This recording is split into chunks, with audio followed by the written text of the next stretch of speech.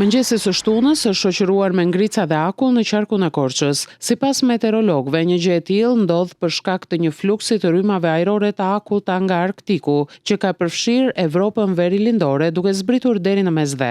Temperaturat e ulta nën zero kanë bërë që në akset rrugore nacionale malore të shfaqet prezenca e ngricave dhe akullit. Kryesisht bëhet fjalë për ngrica në zonën e fshatit turistik të Dardhës, në aksin Korçë-Ersek në qafën e Qarit, si dhe pjesërisht në afërsi të pikës kufitare të Kapshticës. Specialisti i sektorit të operacioneve pranë drejtorisë së rajonit Qendërlindje në Korçë, Gentian Pere, bën të ditur se në këtë situatë firmat e kontraktuara për mirëmbajtjen dimërore të akseve rrugore nacionale kanë kryer kriposje në vendet ku ka pasur akull për të mundësuar qarkullimin normal të mjeteve. Gjithashtu Pere thot për RTSH Korça se për shkak se pritet rënje e mëtejshme e temperaturave, të gjitha akset do të mbahen në monitorim nga ana e firmave, pasi mund të ketë nevojë sërish për kriposjen e tyre për të larguar ngricat në rrugë.